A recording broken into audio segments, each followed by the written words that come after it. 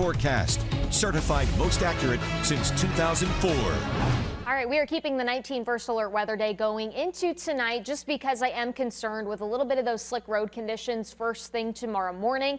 Yes, by this point, for the most part, the freezing rain and all the sleet, that'll be coming to a close this evening, and any light snow out across our primary snow belt should be wrapping up as well. But temperatures are going to be well below freezing. And so any liquid that's left on the roads and it's not treated, it is going to quickly become a sheet of ice through first thing tomorrow morning. So do keep that in mind. For our primary snow belt, folks, 1 to 3 inches possible with any additional snow that you see kind of as we head through the rest of the evening and into those overnight hours. So that's why we still have the winter weather advisory essentially in effect through 7 a.m. for Lake Geauga, Ashtabula County, because we do expect not only this round of activity to move through, but then we get another part of this system that rolls through overnight tonight, and that will keep some snowy conditions around for our eastern communities. You can kind of already see this and how this is likely going to cause some slower traffic across parts of our area. This is our camera out in Madison, our first alert weather camera. So you can tell traffic on I-90 is a little bit slower, but those on and off ramps, bridges, overpasses,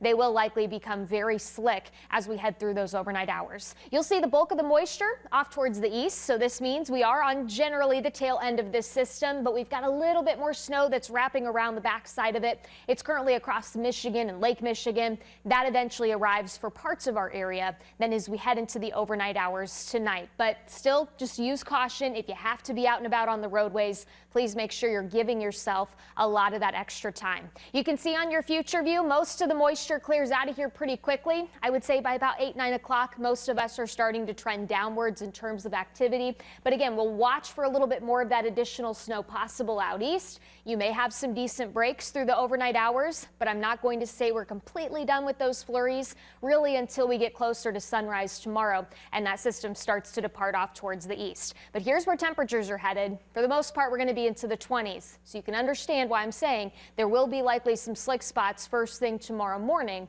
before temperatures really have an opportunity to recover back into the upper 20s to about lower 30s as we go through the day tomorrow. I do think we'll have a lot of cloud cover around first thing in the morning. We may get a couple of peaks of sunshine in here essentially before the day is done, and that's what eventually leads us actually into a really pretty day on Monday. It's just going to be a little on the cooler side. You don't see a lot of temperature variations, especially through the first half of the week. We're going to stay pretty steady, upper 20s to about lower 30s.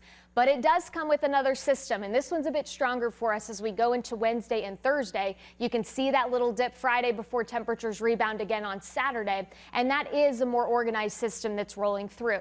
Now, over the last couple of days, we've been watching Tuesday's system. A lot of the data over the last 24 hours continues to push it farther to the south. So I am opting to keep Northeast Ohio dry. With that said, if you're south of I-76, a spot flurry possible, but I really think dry air is going to win out in this scenario, and it's one of the reasons we get all that sunshine then on Monday. But come Wednesday, this system has been nosing a little farther to the north, and as that trend holds, it would put us more so in that wintry mix category, potentially like what we've been seeing throughout the day today. It could also then give us a daytime high early Thursday morning before temperatures come crashing on the backside of that system, and then we're left with essentially some scattered snow showers as we go through the day on Thursday. So it's still staying pretty active here the next couple of days, but that's why you see that big up and down in your weather pattern through the end of the week. Right now, Valentine's Day looking good to go. I'll also note it's our first 6 p.m. sunset that we have for 2025 so far. So that is pretty good news for us. It's a sign that we're getting a little closer to spring, though we're still holding on to that very wintry feel. By next weekend, we've got yet again another system that will likely be tracking, featuring some ice and likely some snow. So stay tuned for that.